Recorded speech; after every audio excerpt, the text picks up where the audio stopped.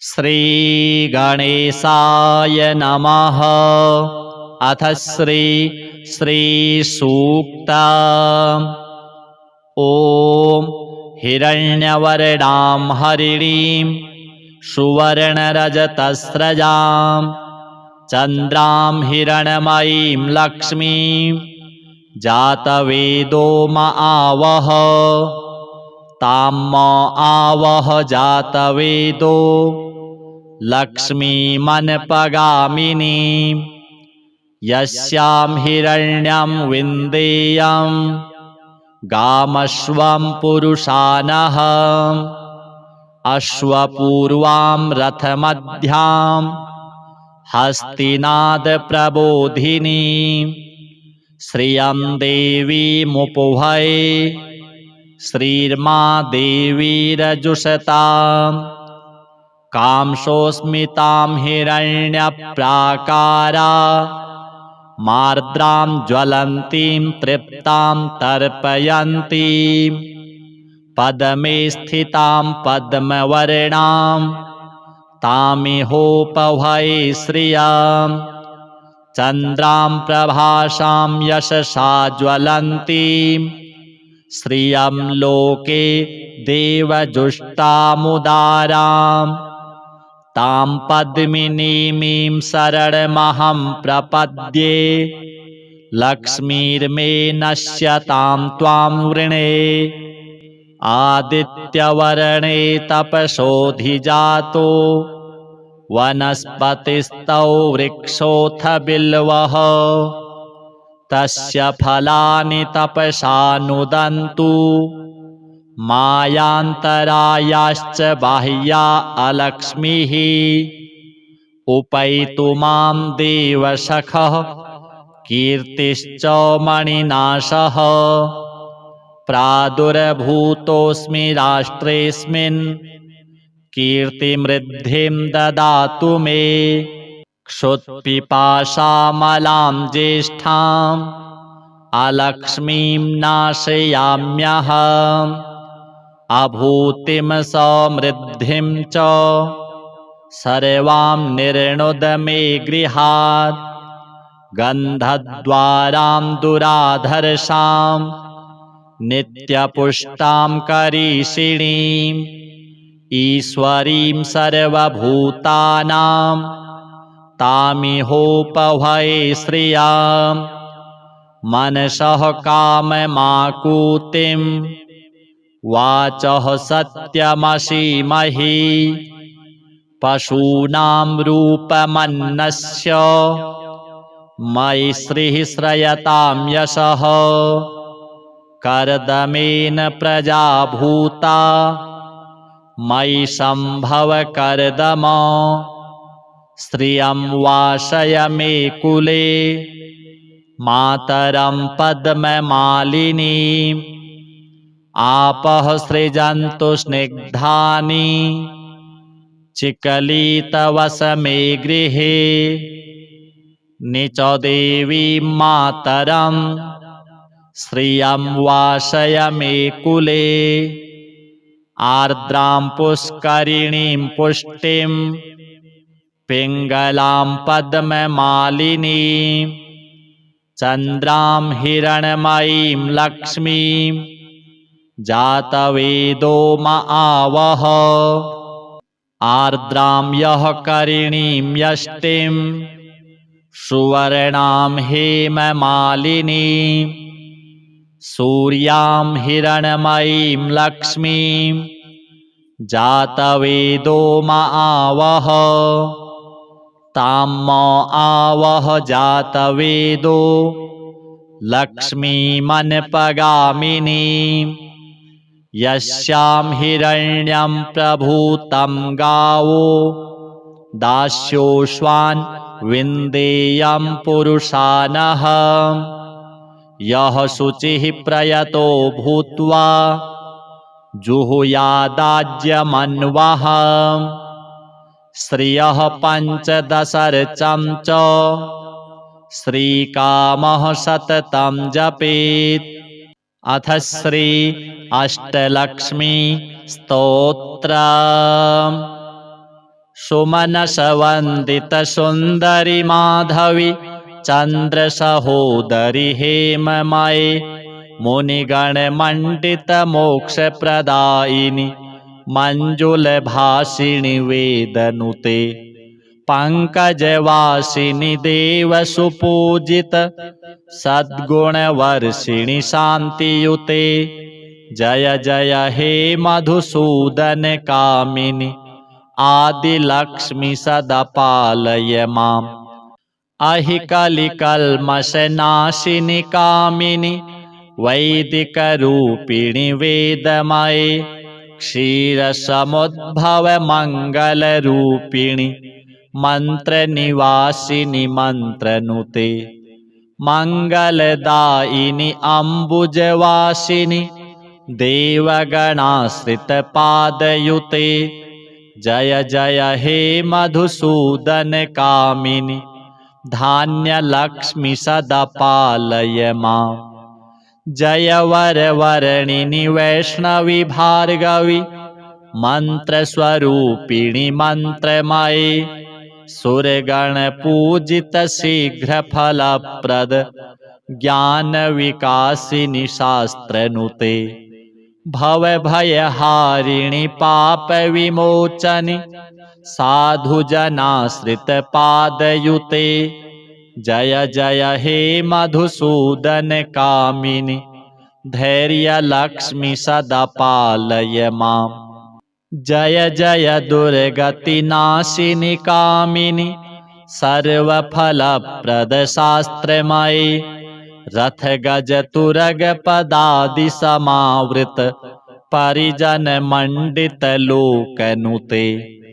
हरिहर ब्रह्म सुपूजित सेवित तापनिवारिणि पादयुते जय जय हे मधुसूदन कामिनि गजलक्ष्मी रूपेण पालय माम् अहि खगवाहिनि मोहिनि चक्रिणि रागविवर्धिनि ज्ञानमये गुणगणवारिधि लोकहितैषिणि स्वरसप्तभूषित गाननुते सकलसुरासुरदेवमुनीश्वर मानववन्दित पादयुते जय जय हे मधुसूदन कामिनि सन्तानलक्ष्मि त्वं पालय माम् जय कमलासनि सद्गतिदायिनि ज्ञानविकासिनि गानमये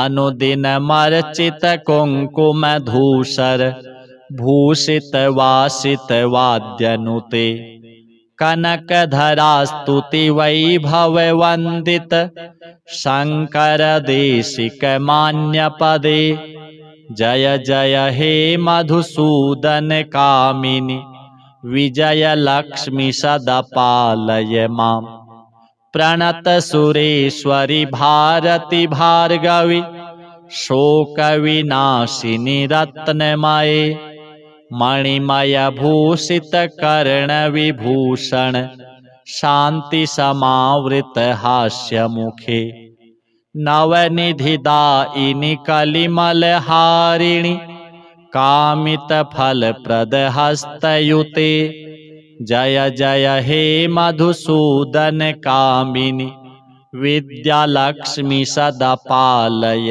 माम् धिमि धिमि धिन् धिमि धिन् धिमि धिन् धिमि दुन्दुभिनाद सुपूर्णमये घुम घुम घुं घुम घुं घुम घुं घुम शङ्खनिनाद सुवाद्यनुते वेदपुराणेतिहास सुपूजित वैदिक मार्ग प्रदर्शयुते जय जय हे मधुसूदन कामिनि धनलक्ष्मी रूपेण पालय माम् अथ श्री कनकधारा स्तोत्र अंगं हरेः पुलकभूषणमाश्रयन्ति भृङ्गाङ्गनेव मुकुलाभरणं तमालम् अङ्गीकृताखिलविभूतिरपाङ्गलीला माङ्गल्यदास्तु मम मङ्गलदेवतायाः मुग्धा मुहुर्विदधति वदने मुरारेः प्रेमत्रपा प्रणिहितानि गतागतानि मालादृशोर्मधुकरीव महोत्पलेया सा मे श्रियं दिशतु सागरसम्भवायाः विश्वामरेन्द्रपदवीभ्रमदानदक्षो मानन्दहेतुरधिकं मुरविदविशोऽपि ईशन्निषीदतु मयि क्षणमीक्षणार्धो मिन्दीवरोदरसहोदरमिन्दिरायाः आमीलिताक्षमधिगम्य मुदा मुकुन्द मानन्दकन्दमनिमेषमनङ्गतन्त्रम् आकेकरस्थितकनीनिकपक्ष्मनेत्रम् भूत्यै भवेन्मम भुजङ्गशयाङ्गनायाः बाह्वन्तरे मधुजितः श्रितकौस्तुभेया हारावलीव हरिनीलमयी विभाति कामप्रदा भगवतोऽपि कटाक्षमाला कल्याणमावहतु मे कमलालयायाः कालाम्बुदालिललितो रसिकैटभारेर्धाराधरे स्फुरति या तडिदङ्गनेव मातुः समस्तजगतां महनीयमूर्तिर्भद्राणि मे दिशतु भार्गवनन्दनायाः प्राप्तं पदं प्रथमतः किल यत्प्रभावान् माङ्गल्यभाजि मधुमाथिनि मन्मथेन मय्यापते तदिह मन्थरमीक्षणार्धम् मन्दालसं च मकरालयकन्यकायाः दद्याद्दयानुपवनो द्रविणाम्बुधारा मस्मिन्न किञ्चन विहङ्गशिशौ विषण्णे दुष्कर्मघर्ममपनीय चिराय दूरम् नारायणप्रणयिनी नयनाम्बुवाहः इष्टाविशिष्टमतयोऽपि यया दयार्द्र दृष्ट्या त्रिविष्टपपदं सुलभं लभन्ते दृष्टिः प्रहृष्टकमलोदरदीप्तिरिष्टां पुष्टिं कृषिष्ट मम पुष्करविष्टरायाः गीर्देवतेति गरुडध्वजसुन्दरीति शाकम्भरीति शशिशेखरवल्लभेति सृष्टिस्थितिप्रलयकेलिषु संस्थितायै तस्यै नमस्त्रिभुवनैकगुरोस्तरुण्यै श्रुत्यै नमोऽस्तु शुभकर्मफलप्रसूत्यै रत्यै नमोऽस्तु रमणीयगुणार्णवायै शक्त्यै नमोऽस्तु शतपत्रनिकेतनायै पुष्ट्यै नमोऽस्तु पुरुषोत्तमवल्लभायै नमोऽस्तु नालीकनिभाननायै नमोऽस्तु दुग्धोदधिजन्मभूत्यै नमोऽस्तु सोमामृतसोदरायै नमोऽस्तु नारायणवल्लभायै सम्पत्कराणि सकलेन्द्रियनन्दनानि साम्राज्यदानविभवानि सरोरुहाक्षि त्वद्वन्दनानि दुरिताहरणोद्यतानि मामेव मातरनिशं कलयन्तु मान्ये यत्कटाक्षसमुपासनाविधिः सेवकस्य सकलार्थसम्पदः सन्तनोति वचनाङ्गमानसैस्त्वां मुरारिहृदयेश्वरीं भजे सरसिजनिलये सरोजहस्ते धवलतमांशुकगन्धमाल्यशोभे भगवति हरिवल्लभे मनोज्ञे त्रिभुवनभूतिकरि प्रसीद मह्यम् दिग्धस्तिभिः कनककुम्भमुखावसृष्टौ स्वरवाहिनी विमलचारुजलप्लुताङ्गी प्रातर्नमामि जगतां जननीमशेषो लोकाधिनाथ गृहिणीममृताब्धिपुत्रीं कमले कमलाक्षवल्लभे त्वं करुणापूरत रङ्गितैरपाङ्गैः अवलोकय मां किञ्चनानां प्रथमं पात्रं कृत्रिमं दयायाः स्तुवन्ति ये स्तुतिभिरमुभिरन्वहं त्रयीमयीं त्रिभुवनमातरं रमां गुणाधिका गुरुतरभाग्यभागिनो भवन्ति ते भुवि बुधभाविता। अथ श्री सूक्तम्।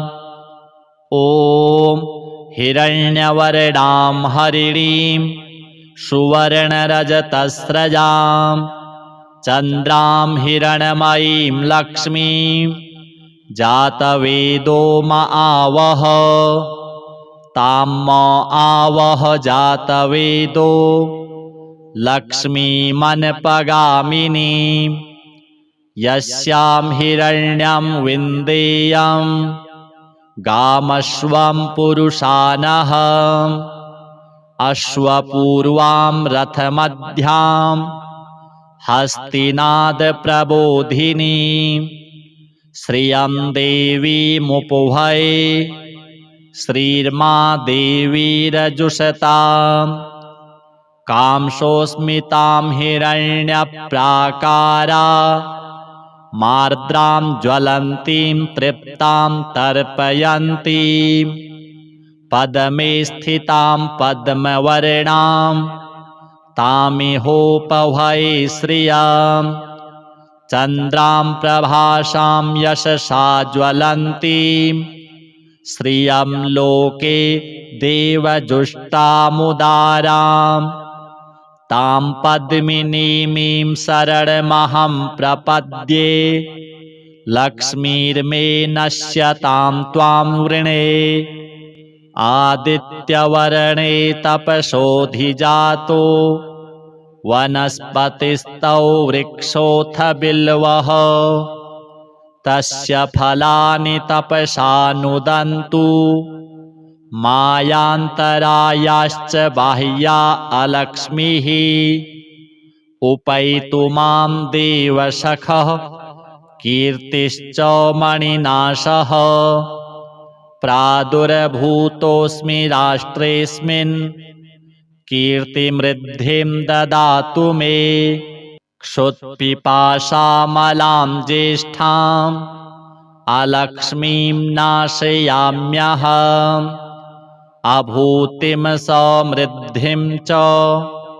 सर्वां निर्णुद मे गृहात् गन्धद्वारां दुराधर्षां नित्यपुष्टां करीषिणीम् ईश्वरीं सर्वभूतानां तामिहोपभये श्रियां मनसः काममाकुतिं वाचः सत्यमसीमहि पशूनां रूपमन्नस्य मयि श्रीः श्रयतां यशः कर्दमेन प्रजा भूता मयि सम्भव कर्दम श्रियं वासय मे कुले मातरं पद्ममालिनीम् आपः सृजन्तु स्निग्धानि चिकलितवसमे गृहे निच देवीं मातरं श्रियं वासय मे कुले आर्द्रां पुष्करिणीं पुष्टिं पिङ्गलां पद्ममालिनीं चन्द्रां हिरण्मयीं लक्ष्मीं जातवेदो म आवह आर्द्रां यः करिणीं यष्टिं सुवर्णां हेममालिनीं सूर्यां हिरण्मयीं लक्ष्मीं जातवेदो म आवह तां म आवह जातवेदो लक्ष्मीमनपगामिनीं यस्यां हिरण्यं प्रभूतं गावो दास्योश्वान् विन्देयं पुरुषानः यः शुचिः प्रयतो भूत्वा जुहुयादाज्यमन्वः श्रियः पञ्चदशर्चं च श्रीकामः सततं जपेत्। अथ श्री अष्टलक्ष्मी स्तोत्रम्। सुमनसवन्दित सुन्दरि माधवी चन्द्रसहोदरि हेममये मुनिगणमण्डित मोक्षप्रदायिनि मञ्जुलभासिनि वेदनुते पङ्कजवासिनि देवसुपूजित सद्गुणवर्षिणि शान्तियुते जय जय हे मधुसूदन कामिनि आदिलक्ष्मी सदा पालय माम्। अहिकलिकल्मषनाशिनि कामिनि वैदिकरूपिणि वेदमये क्षीरसमुद्भव मङ्गलरूपिणि मन्त्रनिवासिनि मन्त्रनुते मङ्गलदायिनि अम्बुजवासिनि देवगणाश्रितपादयुते जय जय हे मधुसूदन कामिनि धान्यलक्ष्मी सदा पालय माम्। जय वरवर्णिनि वैष्णवी भार्गवी मन्त्रस्वरूपिणि मन्त्रमये सुरगणपूजित शीघ्रफलप्रद ज्ञानविकासिनि शास्त्रनुते भवभयहारिणि पापविमोचनि साधुजनाश्रितपादयुते जय जय हे मधुसूदन कामिनि धैर्यलक्ष्मी सदा पालय माम्। जय जय दुर्गतिनाशिनि कामिनि सर्वफलप्रद शास्त्रमये रथगजतुरगपदादिसमावृत परिजनमण्डितलोकनुते हरिहर ब्रह्म सुपूजित सेवित तापनिवारिणि पादयुते जय जय हे मधुसूदन कामिनि गजलक्ष्मी रूपेण पालय माम्। अहि खगवाहिनि मोहिनि चक्रिणि रागविवर्धिनि ज्ञानमये गुणगणवारिधि लोकहितैषिणि स्वरसप्तभूषित गाननुते सकलसुरासुरदेवमुनीश्वर मानववन्दित पादयुते जय जय हे मधुसूदन कामिनि सन्तानलक्ष्मी त्वं पालय माम्। जय कमलासनि सद्गतिदायिनि ज्ञानविकासिनि गानमये अनुदिनमर्चित कुङ्कुमधूसर भूषित वासित वाद्यनुते कनकधरा स्तुति वैभववन्दित शङ्कर देशिक मान्यपदे जय जय हे मधुसूदन कामिनि विजयलक्ष्मी सदा पालय माम्। प्रणत सुरेश्वरि भारती भार्गवी शोकविनाशिनि रत्नमये मणिमयभूषित कर्णविभूषण शान्तिसमावृत हास्यमुखे नवनिधिदायिनि कलिमलहारिणि कामितफलप्रदहस्तयुते जय जय हे मधुसूदन कामिनि विद्यालक्ष्मी सदा पालय माम्। धिमि धिमि धिन् धिमि धिन् धिमि धिन् धिमि दुन्दुभिनाद सुपूर्णमये घुम घुम घुं घुम घुं घुम घुं घुम शङ्खनिनाद सुवाद्यनुते वेद पुराण इतिहास सुपूजित वैदिक मार्ग प्रदर्शयुते जय जय हे मधुसूदन कामिनि धनलक्ष्मी रूपेण पालय माम्। अथ श्री कनकधारा स्तोत्र। अंगं हरेः पुलकभूषणमाश्रयन्ति भृङ्गाङ्गनेव मुकुलाभरणं तमालम् अङ्गीकृताखिलविभूतिरपाङ्गलीला माङ्गल्यदास्तु मम मङ्गलदेवतायाः मुग्धा मुहुरविदधति वदने मुरारेः प्रेमत्रपा प्रणिहितानि गतागतानि मालादृशोर्मधुकरीव महोत्पलेया सा मे श्रियं दिशतु सागरसम्भवायाः विश्वामरेन्द्रपदवीभ्रमदानदक्षो मानन्दहेतुरधिकं मुरविदविशोऽपि ईशन्निषीदतु मयि क्षणमीक्षणार्ध मिन्दीवरोदरसहोदरमिन्दिरायाः आमीलिताक्षमधिगम्य मुदा मुकुन्द मानन्दकन्दमनिमेषमनङ्गतन्त्रम् आकेकरस्थितकनीनिकपक्ष्मनेत्रम् भूत्यै भवेन्मम भुजङ्गशयाङ्गनायाः बाहुवन्तरे मधुजितः श्रितकौस्तुभेया हारावलीव हरिनीलमयी विभाति कामप्रदा भगवतोऽपि कटाक्षमाला कल्याणमावहतु मे कमलालयायाः कालाम्बुदालिललितो रसिकैतभारेर्धाराधरे स्फुरति या तडिदङ्गनेव मातुः समस्तजगतां महनीयमूर्तिर्भद्राणि मे दिशतु भार्गवनन्दनायाः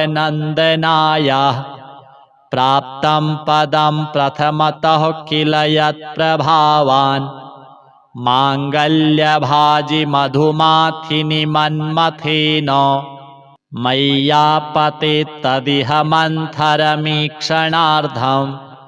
मन्दालसं च मकरालयकन्यकायाः दद्याद्दयानुपवनो द्रविणाम्बुधारा मस्मिन्न किञ्चन विहङ्गशिशौ विषण्णे दुष्कर्मघर्ममपनीय चिराय दूरम् नारायणप्रणयिनी नयनाम्बुवाहः इष्टाविशिष्टमतयोऽपि यया दयार्द्र दृष्ट्या त्रिविष्टपपदं सुलभं लभन्ते दृष्टिः प्रहृष्टकमलोदरदीप्तिरिष्टां पुष्टिं कृषिष्ट मम पुष्करविष्टरायाः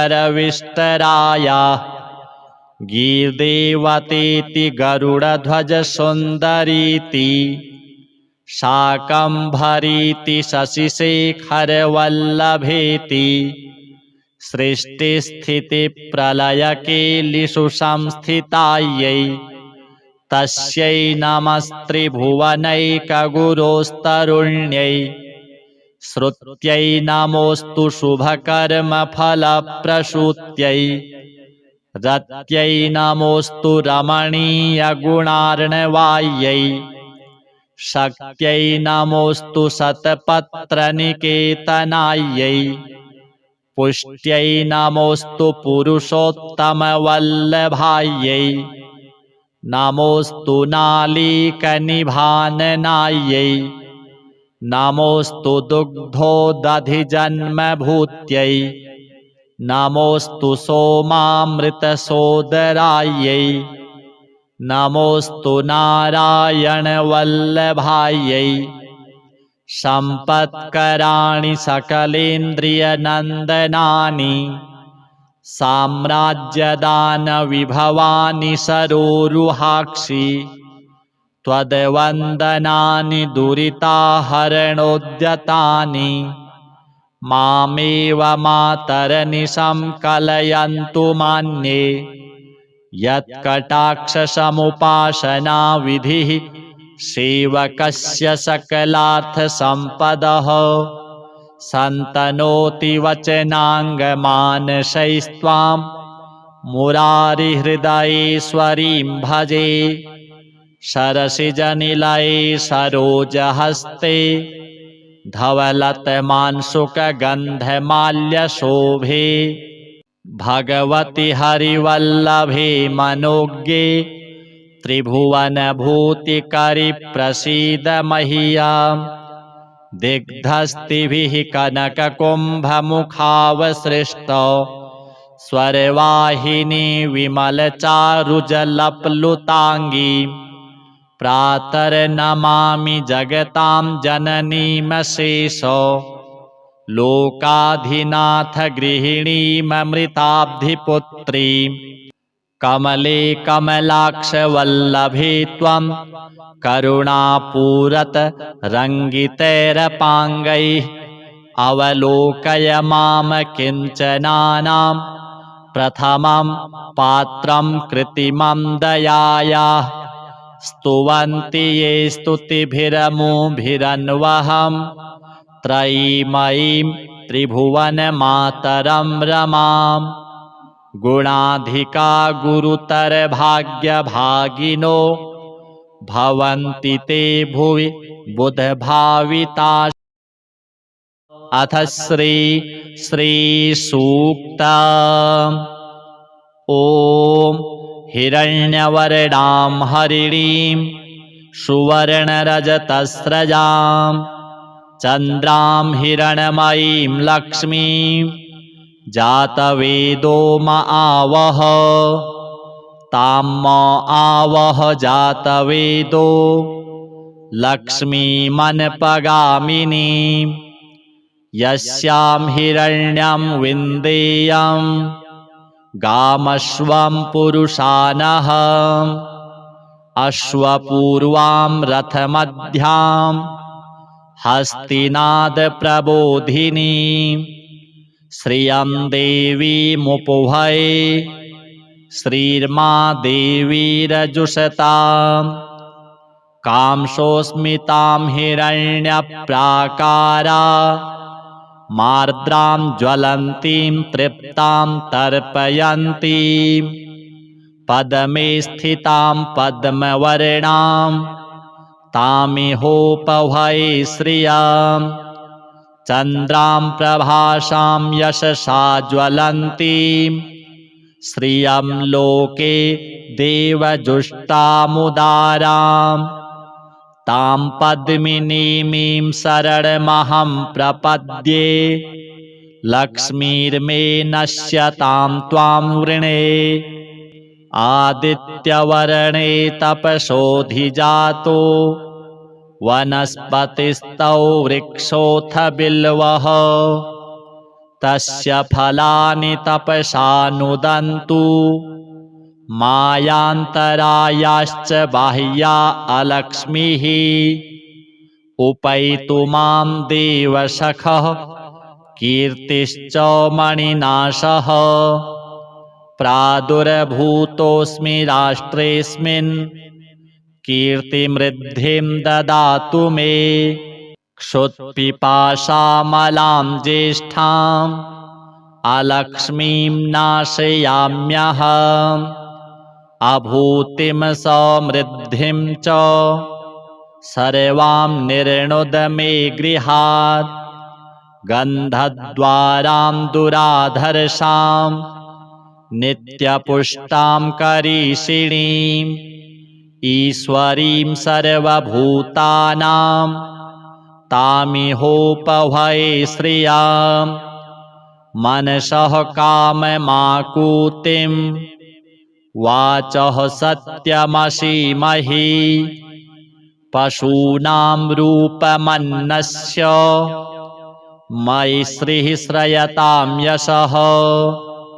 कर्दमेन प्रजा भूता मयि सम्भव कर्दम श्रियं वासय मे कुले मातरं पद्ममालिनीम् आपः सृजन्तु स्निग्धानि चिकलितवसमे गृहे निचदेवीं मातरं श्रियं वासय मे कुले आर्द्रां पुष्करिणीं पुष्टिं पिङ्गलां पद्ममालिनीं चन्द्रां हिरण्मयीं लक्ष्मीं जातवेदो म आवह आर्द्रां यः करिणीं यष्टिं सुवर्णां हेममालिनीं सूर्यां हिरण्मयीं लक्ष्मीं जातवेदो म आवह तां म आवह जातवेदो लक्ष्मीमनपगामिनीं यस्यां हिरण्यं प्रभूतं गावो दास्योश्वान् विन्देयं पुरुषानः यः शुचिः प्रयतो भूत्वा जुहुयादाज्यमन्वः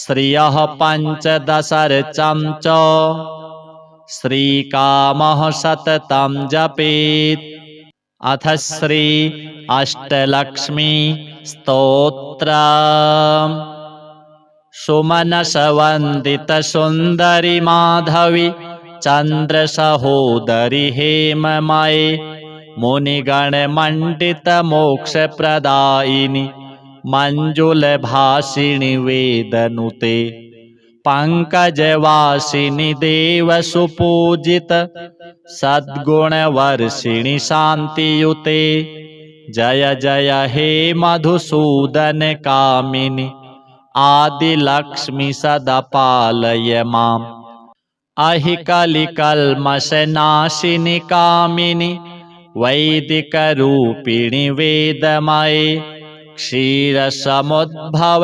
मङ्गलरूपिणि मन्त्रनिवासिनि मन्त्रनुते मङ्गलदायिनि अम्बुजवासिनि देवगणाश्रितपादयुते जय जय हे मधुसूदन कामिनि धान्यलक्ष्मी सदा पालय माम् जय वरवर्णिनि वैष्णवी भार्गवी मन्त्रस्वरूपिणि मन्त्रमये सुरगणपूजित शीघ्रफलप्रद ज्ञानविकासिनि शास्त्रनुते भवभयहारिणि पापविमोचनि साधुजनाश्रितपादयुते जय जय हे मधुसूदन कामिनि धैर्यलक्ष्मी सदा पालय माम् जय जय दुर्गतिनाशिनि कामिनि सर्वफलप्रदशास्त्रमये रथगजतुरगपदादिसमावृत परिजनमण्डितलोकनुते हरिहर ब्रह्म सुपूजित सेवित तापनिवारिणि पादयुते जय जय हे मधुसूदन कामिनि गजलक्ष्मी रूपेण पालय माम् अहि खगवाहिनि मोहिनि चक्रिणि रागविवर्धिनि ज्ञानमये गुणगणवारिधि लोकहितैषिणि स्वर सप्त भूषित गान नुते सकल सुरासुर देव मुनीश्वर मानव वंदित पादयुते जय जय हे मधुसूदन कामिनि संतान लक्ष्मी त्वं पालय माम् जय कमलासनि सद्गतिदायिनि ज्ञान विकासिनि गानमये अनुदिनमर्चित कुङ्कुम धूसर भूषित वासित वाद्यनुते कनकधरा स्तुति वैभव वंदित शंकर देशिक मान्य पदे जय जय हे मधुसूदन कामिनि विजय लक्ष्मी सदा पालय माम् प्रणत सुरेश्वरि भारती भार्गवी शोक विनाशिनी रत्नमये मणिमय भूषित कर्ण विभूषण शांति समावृत हास्य मुखे नवनिधिदायिनि कलिमल हारिणि कामित फल प्रद हस्तयुते जय जय हे मधुसूदन कामिनि विद्यालक्ष्मी सदा पालय माम् धिमि धिमि धिन धिमि धिन धिमि धिन धिमि दुन्दुभिनाद सुपूर्णमये घुम घुम घुं घुम घुं घुम घुं घुम शंख निनाद सुवाद्यनुते वेद पुराण इतिहास सुपूजित वैदिक मार्ग प्रदर्शयुते जय जय हे मधुसूदन कामिनि धनलक्ष्मी रूपेण पालय माम् अथ श्री कनकधारा स्तोत्र अंगम हरेः पुलकभूषणमाश्रयन्ति भृङ्गाङ्गनेव मुकुलाभरणं तमालम् अङ्गीकृताखिलविभूतिरपाङ्गलीला माङ्गल्यदास्तु मम मङ्गलदेवतायाः मुग्धा मुहुरविदधति वदने मुरारेः प्रेमत्रपा प्रणिहितानि गतागतानि मालादृशोर्मधुकरीव महोत्पलेया सा मे श्रियं दिशतु सागरसम्भवायाः विश्वामरेन्द्रपदवीभ्रमदानदक्षो मानन्दहेतुरधिकं मुरविदविशोऽपि ईशन्निषीदतु मयि क्षणमीक्षणार्ध मिन्दीवरोदरसहोदरमिन्दिरायाः आमीलिताक्षमधिगम्य मुदा मुकुन्द मानन्दकन्दमनिमेषमनङ्गतन्त्रम् आकेकरस्थितकनीनिकपक्ष्मनेत्रम् भूत्यै भवेन्मम भुजङ्गशयाङ्गनायाः बाहुवन्तरे मधुजितः श्रितकौस्तुभेया हारावलीव हरिनीलमयी विभाति कामप्रदा भगवतोऽपि कटाक्षमाला कल्याणमावहतु मे कमलालयायाः कालाम्बुदालिललितो रसिकैटभारेर्धाराधरे स्फुरति या तडिदङ्गनेव मातुः समस्तजगतां महनीयमूर्तिर्भद्राणि मे दिशतु भार्गवनन्दनायाः प्राप्तं पदं प्रथमतः किल यत्प्रभावान् माङ्गल्यभाजि मधुमाथिनि मन्मथेन मय्यापते तदिह मन्थरमीक्षणार्धम् मन्दालसं च मकरालयकन्यकायाः दद्याद्दयानुपवनो द्रविणाम्बुधारा मस्मिन्न किञ्चन विहङ्गशिशौ विषण्णे दुष्कर्म घर्ममपनीय चिराय दूरम् नारायण प्रणयिनी नयनाम्बुवाहः इष्टाविशिष्टमतयोऽपि यया दयार्द्र दृष्ट्या त्रिविष्टपपदं सुलभं लभन्ते दृष्टिः प्रहृष्टकमलोदरदीप्तिरिष्टां पुष्टिं कृषिष्ट मम पुष्करविष्टरायाः गीर्देवतेति गरुडध्वजसुन्दरीति शाकम्भरीति शशिशेखरवल्लभेति सृष्टिस्थितिप्रलयकेलिषु संस्थितायै तस्यै नमस्त्रिभुवनैकगुरोस्तरुण्यै श्रुत्यै नमोऽस्तु शुभकर्मफलप्रसूत्यै रत्यै नमोऽस्तु रमणीयगुणार्णवायै शक्त्यै नमोऽस्तु शतपत्रनिकेतनायै पुष्ट्यै नमोऽस्तु पुरुषोत्तमवल्लभायै नमोऽस्तु नालीकनिभाननायै नमोऽस्तु दुग्धोदधिजन्मभूत्यै नमोऽस्तु सोमामृतसोदरायै नमोऽस्तु नारायणवल्लभायै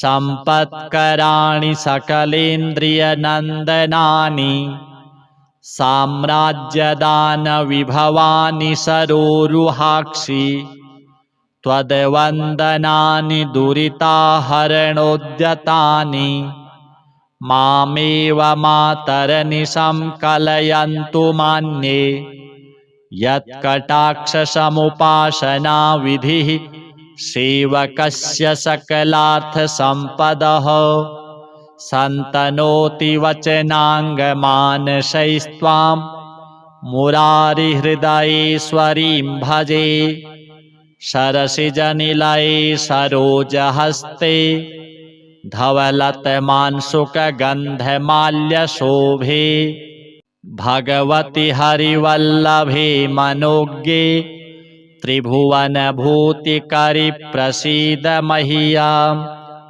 दिग्धस्तिभिः कनककुम्भमुखावसृष्टौ स्वरवाहिनी विमलचारुजलप्लुताङ्गी प्रातर्नमामि जगतां जननीमशेषो लोकाधिनाथ गृहिणीममृताब्धिपुत्रीं कमले कमलाक्षवल्लभे त्वं करुणापूरत रङ्गितैरपाङ्गैः अवलोकय माम किञ्चनानां प्रथमं पात्रं कृत्रिमं दयायाः स्तुवन्ति ये स्तुतिभिरमुभिरन्वहं त्रयीमयीं त्रिभुवनमातरं रमाम् गुणाधिका गुरुतरभाग्यभागिनो भवन्ति ते भुवि बुधभाविता।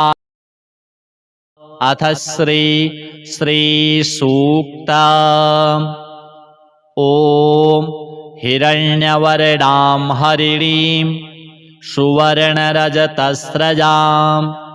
चन्द्रां हिरण्मयीं लक्ष्मीं जातवेदो म आवह तां म आवह जातवेदो लक्ष्मीमनपगामिनीं यस्यां हिरण्यं विन्देयं गामश्वं पुरुषानः अश्वपूर्वां रथमध्यां हस्तिनादप्रबोधिनीं श्रियं देवीमुपभये श्रीर्मा देवीरजुषतां कांसोऽस्मितां हिरण्यप्राकारा मार्द्रां ज्वलन्तीं तृप्तां तर्पयन्तीं पद्मे स्थितां पद्मवर्णां तामिहोपभये श्रियां चन्द्रां प्रभासां यशसा ज्वलन्तीं श्रियं लोके देवजुष्टामुदारां तां पद्मिनीमीं शरणमहं प्रपद्ये लक्ष्मीर्मे नश्यतां त्वां वृणे आदित्यवर्णे तपसोऽधिजातो वनस्पतिस्तौ वृक्षोऽथ बिल्वः तस्य फलानि तपसा नुदन्तु मायान्तरायाश्च बाह्या अलक्ष्मीः उपैतु मां देवसखः कीर्तिश्च मणिनाशः प्रादुर्भूतोऽस्मि राष्ट्रेऽस्मिन् कीर्तिमृद्धिं ददातु मे क्षुत्पिपासामलां ज्येष्ठाम् अलक्ष्मीं नाशयाम्यहम् अभूतिं समृद्धिं च सर्वां निर्णुद मे गृहात् गन्धद्वारां दुराधर्षां नित्यपुष्टां करीषिणीम् ईश्वरीं सर्वभूतानां तामिहोपभये श्रियां मनसः काममाकुतिं वाचः सत्यमसीमहि पशूनां रूपमन्नस्य मयि श्रीः श्रयतां यशः कर्दमेन प्रजा भूता मयि सम्भव कर्दम श्रियं वासय मे कुले मातरं पद्ममालिनीम् आपः सृजन्तु स्निग्धानि चिकलितवस मे गृहे निच देवीं मातरं श्रियं वासय मे कुले आर्द्रां पुष्करिणीं पुष्टिं पिङ्गलां पद्ममालिनीं चन्द्रां हिरण्मयीं लक्ष्मीं जातवेदो आवह आर्द्रां यः करिणीं यष्टिं सुवर्णां हेममालिनीं सूर्यां हिरण्मयीं लक्ष्मीं जातवेदो आवह तां आवह जातवेदो लक्ष्मीमनपगामिनीं यस्यां हिरण्यं प्रभूतं गावो दास्योश्वान् विन्देयं पुरुषानः यः शुचिः प्रयतो भूत्वा जुहुयादाज्यमन्वः श्रियः पञ्चदशर्चं च श्रीकामः सततं जपेत् अथ श्री अष्टलक्ष्मी स्तोत्रम् सुमनसवन्दित सुन्दरि माधवी चन्द्रसहोदरि हेममये मुनिगणमण्डित मोक्षप्रदायिनि मञ्जुलभासिनि वेदनुते पङ्कजवासिनि देवसुपूजित सद्गुणवर्षिणि शान्तियुते जय जय हे मधुसूदन कामिनि आदिलक्ष्मी सदा पालय माम् अहिकलिकल्मषनाशिनि कामिनि वैदिकरूपिणि वेदमये क्षीरसमुद्भव मङ्गलरूपिणि मन्त्रनिवासिनि मन्त्रनुते मङ्गलदायिनि अम्बुजवासिनि देवगणाश्रितपादयुते जय जय हे मधुसूदन कामिनि धान्यलक्ष्मी सदा पालय माम् जय वरवर्णिनि वैष्णवी भार्गवी मंत्रस्वरूपिणी मंत्रमयी सुरगण पूजित शीघ्र फलप्रद ज्ञान विकासिनी शास्त्र नुते भव भय हारिणी पाप विमोचनि साधु जनाश्रित पादयुते जय जय हे मधुसूदन कामिनी धैर्य लक्ष्मी सदा पालय माम् जय जय दुर्गति नाशिनी कामिनी सर्वफलप्रद शास्त्रमयी रथ गज तुरग पदादि समावृत परिजन मंडित लोकनुते हरिहर ब्रह्म सुपूजित सेवित ताप निवारिणी पादयुते जय जय हे मधुसूदन कामिनी गजलक्ष्मी रूपेण पालय माम् अहि खगवाहिनी मोहिनी चक्रिणी रागविवर्धिनी ज्ञानमयी गुणगण वारिधि लोकहितैषिणी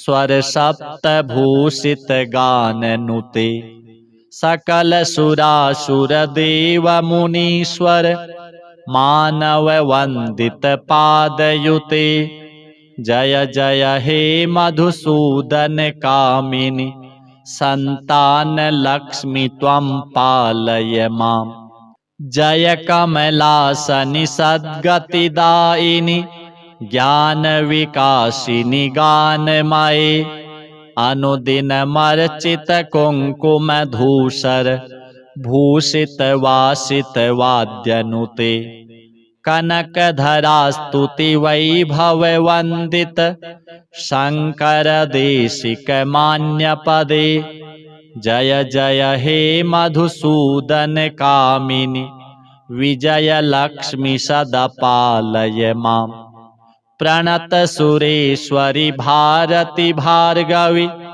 शोक विनाशिनी रत्नमये मणिमय भूषित कर्ण विभूषण शांति समावृत हास्य मुखे नवनिधि दायिनी कलिमल हारिणी कामित फल प्रद हस्तयुते जय जय हे मधुसूदन कामिनी विद्या लक्ष्मी सदा पालय माम् धिमि धिमि धिन धिमि धिन धिमि धिन धिमि दुन्दुभिनाद सुपूर्णमये घुम घुम घुं घुम घुं घुम घुं घुम शंख निनाद सुवाद्यनुते वेद पुराण इतिहास सुपूजित वैदिक मार्ग प्रदर्शयुते जय जय हे मधुसूदन कामिनी धन लक्ष्मी रूपेण पालय माम् अथ श्री कनकधारा स्तोत्र अंगम हरेः पुलकभूषणमाश्रयन्ति भृङ्गाङ्गनेव मुकुलाभरणं तमालम् अंगीकृताखिल विभूतिरपाङ्गलीला माङ्गल्यदास्तु मम मङ्गलदेवतायाः मुग्धा मुहुरविदधति वदने मुरारेः प्रेमत्रपा प्रणिहितानि गतागतानि मालादृशोर्मधुकरीव महोत्पलेया सा मे श्रियन्ति सतु सागर संभवाया विश्वामरेन्द्र पदवी भ्रमदान दक्षो मानंद हेतुरधिकं मुरविदविशोऽपि ईशन्निषीदतु मयि क्षणमीक्षणार्ध मिन्दीवरोदर सहोदरमिन्दिरायाः आमीलिताक्षमधिगम्य मुदा मुकुन्द मानन्दकन्दमनिमेषमनङ्गतन्त्रम् आकेकरस्थितकनीनिकपक्ष्मनेत्रम् भूत्यै भवेन्मम भुजङ्गशयाङ्गनायाः बाहुवन्तरे मधुजितः श्रितकौस्तुभेया हारावलीव हरिनीलमयी विभाति कामप्रदा भगवतोऽपि कटाक्षमाला कल्याणमावहतु मे कमलालयायाः कालाम्बुदालिललितो रसिकैटभारेर्धाराधरे स्फुरति या तडिदङ्गनेव मातुः समस्तजगतां महनीयमूर्तिर्भद्राणि मे दिशतु भार्गवनन्दनायाः प्राप्तं पदं प्रथमतः किल यत्प्रभावान् माङ्गल्यभाजि मधुमाथिनि मन्मथेन मय्यापते तदिह मन्थरमीक्षणार्धम् मन्दालसं च मकरालयकन्यकायाः दद्याद्दयानुपवनो द्रविणाम्बुधारा मस्मिन्न किञ्चन विहङ्गशिशौ विषण्णे दुष्कर्म घर्ममपनीय चिराय दूरम् नारायण प्रणयिनी नयनाम्बुवाहः इष्टाविशिष्टमतयोऽपि यया दयार्द्र दृष्ट्या त्रिविष्टपपदं सुलभं लभन्ते दृष्टिः प्रहृष्टकमलोदरदीप्तिरिष्टां पुष्टिं कृषिष्ट मम पुष्करविष्टरायाः गीर्देवतेति गरुडध्वजसुन्दरीति शाकम्भरीति शशिशेखरवल्लभेति सृष्टिस्थितिप्रलयकेलिषु संस्थितायै तस्यै नमस्त्रिभुवनैकगुरोस्तरुण्यै श्रुत्यै नमोऽस्तु शुभकर्मफलप्रसूत्यै रत्यै नमोऽस्तु रमणीयगुणार्णवायै शक्त्यै नमोऽस्तु शतपत्रनिकेतनायै पुष्ट्यै नमोऽस्तु पुरुषोत्तमवल्लभायै नमोऽस्तु नालीकनिभाननायै नमोऽस्तु दुग्धोदधिजन्मभूत्यै नमोऽस्तु सोमामृतसोदरायै नमोऽस्तु नारायणवल्लभायै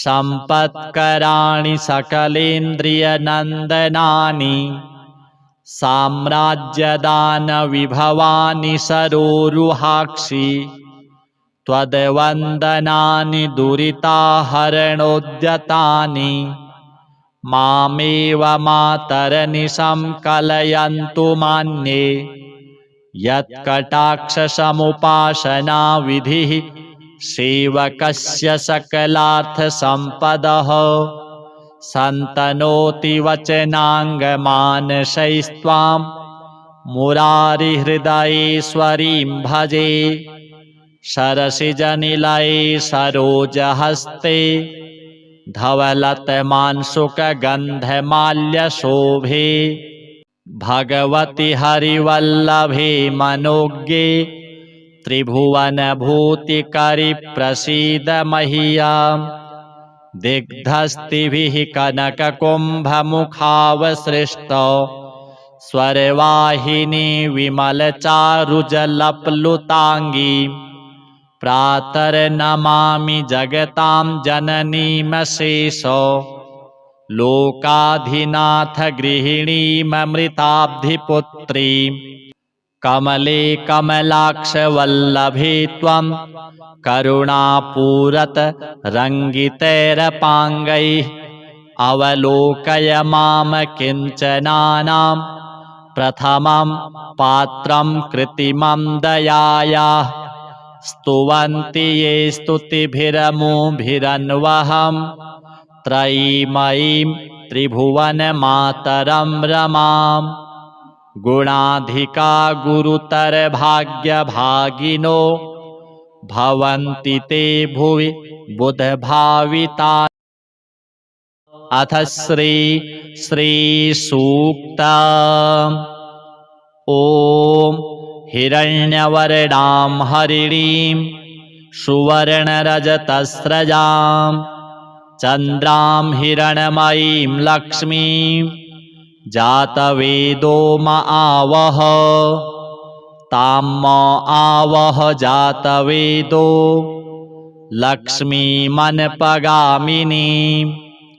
यस्यां हिरण्यं विन्देयं गामश्वं पुरुषानः। अश्वपूर्वां रथमध्यां हस्तिनादप्रबोधिनीं। श्रियं देवीमुपभये श्रीर्मा देवीरजुषतां। कांसोऽस्मितां हिरण्यप्राकारा मार्द्रां ज्वलन्तीं तृप्तां तर्पयन्तीं। पद्मे स्थितां पद्मवर्णां तामिहोपभये श्रियं। चन्द्रां प्रभासां यशसा ज्वलन्तीं श्रियं लोके देवजुष्टामुदारां।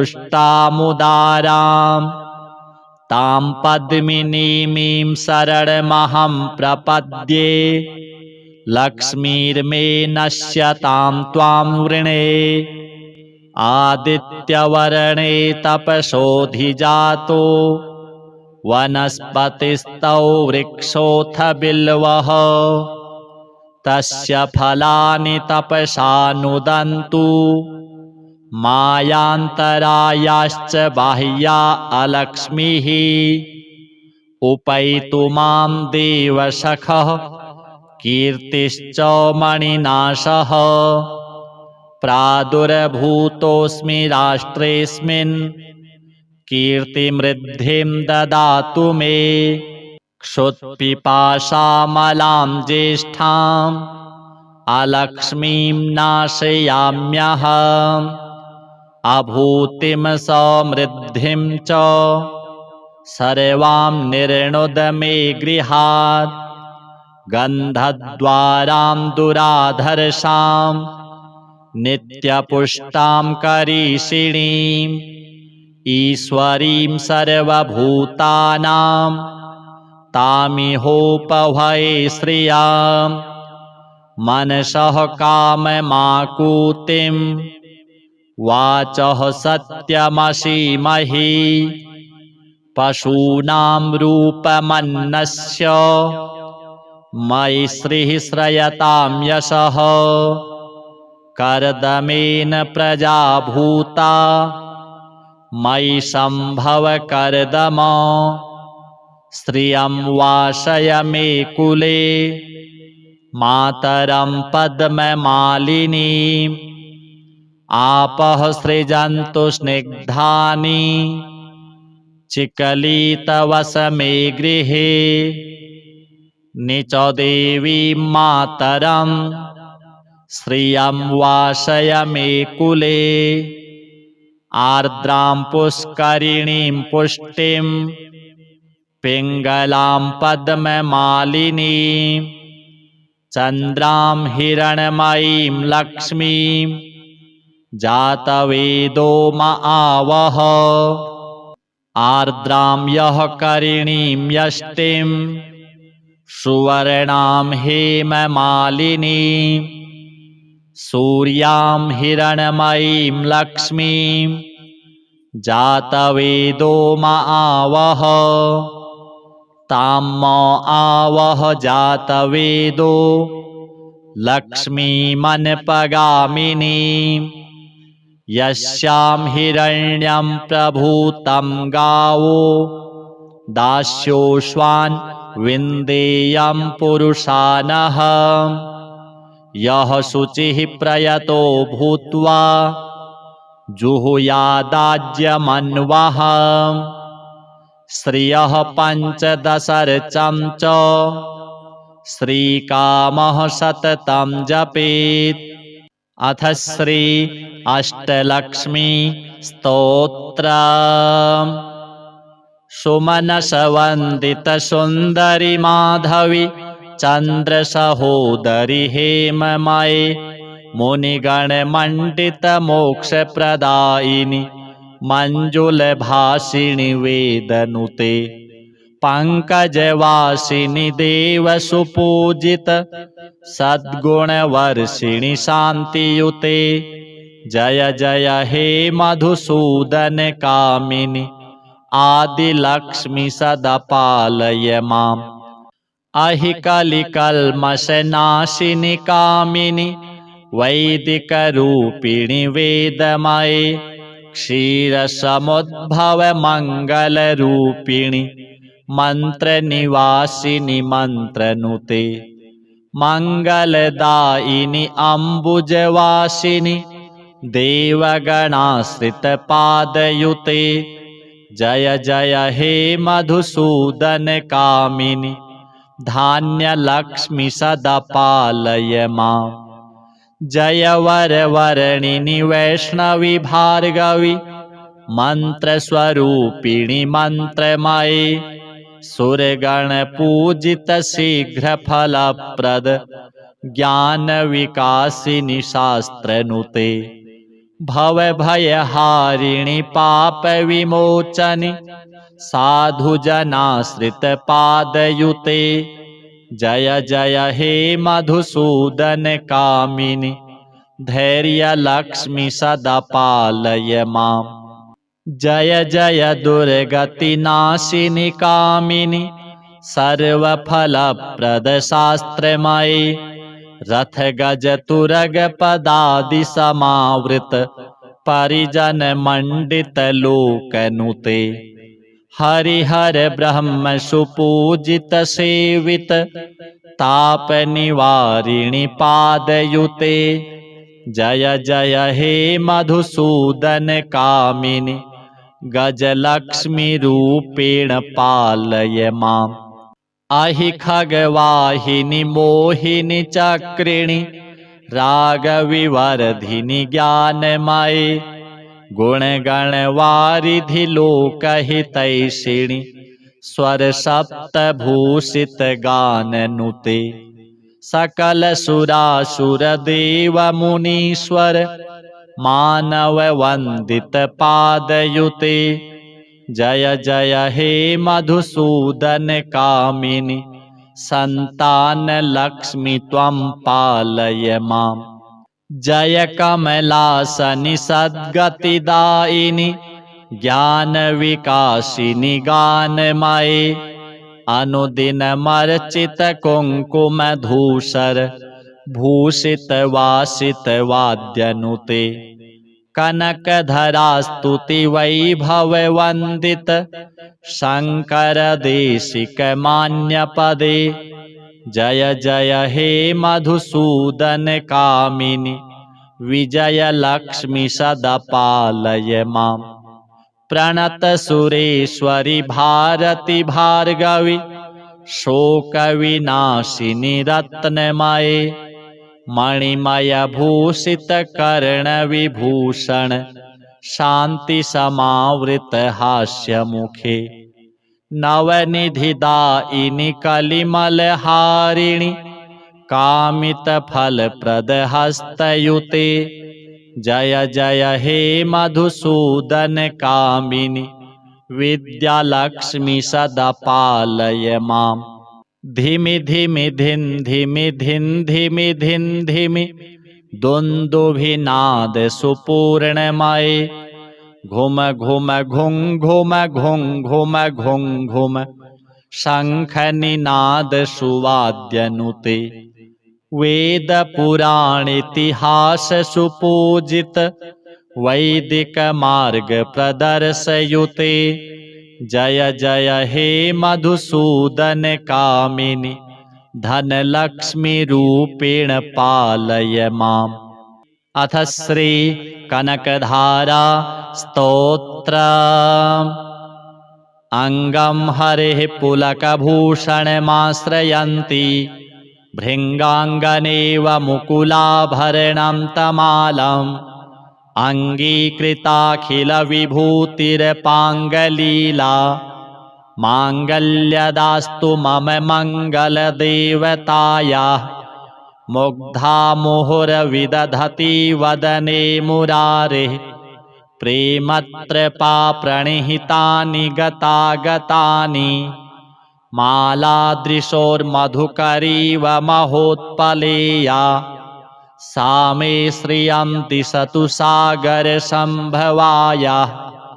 विश्वामरेन्द्रपदवीभ्रमदानदक्षो मानन्दहेतुरधिकं मुरविदविशोऽपि ईशन्निषीदतु मयि क्षणमीक्षणार्धो मिन्दीवरोदरसहोदरमिन्दिरायाः आमीलिताक्षमधिगम्य मुदा मुकुन्द मानन्दकन्दमनिमेषमनङ्गतन्त्रम् आकेकरस्थितकनीनिकपक्ष्मनेत्रम् भूत्यै भवेन्मम भुजङ्गशयाङ्गनायाः बाहुवन्तरे मधुजितः श्रितकौस्तुभेया हारावलीव हरिनीलमयी विभाति कामप्रदा भगवतोऽपि कटाक्षमाला कल्याणमावहतु मे कमलालयायाः कालाम्बुदालिललितो रसिकैतभारेर्धाराधरे स्फुरति या तडिदङ्गनेव मातुः समस्तजगतां महनीयमूर्तिर्भद्राणि मे दिशतु भार्गवनन्दनायाः प्राप्तं पदं प्रथमतः किल यत्प्रभावान् माङ्गल्यभाजि मधुमाथिनि मन्मथेन मय्यापते तदिह मन्थरमीक्षणार्धम् मन्दालसं च मकरालयकन्यकायाः दद्याद्दयानुपवनो द्रविणाम्बुधारा मस्मिन्न किञ्चन विहङ्गशिशौ विषण्णे दुष्कर्मघर्ममपनीय चिराय दूरम् नारायणप्रणयिनी नयनाम्बुवाहः इष्टाविशिष्टमतयोऽपि यया दयार्द्र दृष्ट्या त्रिविष्टपपदं सुलभं लभन्ते दृष्टिः प्रहृष्टकमलोदरदीप्तिरिष्टां पुष्टिं कृषिष्ट मम पुष्करविष्टरायाः गीर्देवतेति गरुडध्वजसुन्दरीति शाकम्भरीति शशिशेखरवल्लभेति सृष्टिस्थितिप्रलयकेलिषु संस्थितायै तस्यै नमस्त्रिभुवनैकगुरोस्तरुण्यै श्रुत्यै नमोऽस्तु शुभकर्मफलप्रसूत्यै रत्यै नमोऽस्तु रमणीयगुणार्णवायै शक्त्यै नमोऽस्तु शतपत्रनिकेतनायै पुष्ट्यै नमोऽस्तु पुरुषोत्तमवल्लभायै नमोऽस्तु नालीकनिभाननायै नमोऽस्तु दुग्धोदधिजन्मभूत्यै नमोऽस्तु सोमामृतसोदरायै नमोऽस्तु नारायणवल्लभायै सम्पत्कराणि सकलेन्द्रियनन्दनानि साम्राज्यदानविभवानि सरोरुहाक्षि त्वद्वन्दनानि दुरिताहरणोद्यतानि मामेव मातरनिशं कलयन्तु मान्ये यत्कटाक्षसमुपासना विधिः सेवकस्य सकलार्थसम्पदः सन्तनोति वचनाङ्गमानसैस्त्वां मुरारिहृदयेश्वरीं भजे सरसिजनिलये सरोजहस्ते धवलतमांसुकगन्धमाल्यशोभे भगवति हरिवल्लभे मनोज्ञे त्रिभुवनभूतिकरि प्रसीद मह्यम् दिग्धस्तिभिः कनककुम्भमुखावसृष्टौ स्वरवाहिनी विमलचारुजलप्लुताङ्गी प्रातर्नमामि जगतां जननीमशेषो लोकाधिनाथ गृहिणीममृताब्धिपुत्रीं कमले कमलाक्षवल्लभे त्वं करुणापूरत रङ्गितैरपाङ्गैः अवलोकय मां किञ्चनानां प्रथमं पात्रं कृत्रिमं दयायाः स्तुवन्ति ये स्तुतिभिरमुभिरन्वहं त्रयीमयीं त्रिभुवनमातरं रमां गुणाधिका गुरुतरभाग्यभागिनो भवन्ति ते भुवि बुधभाविताशयाः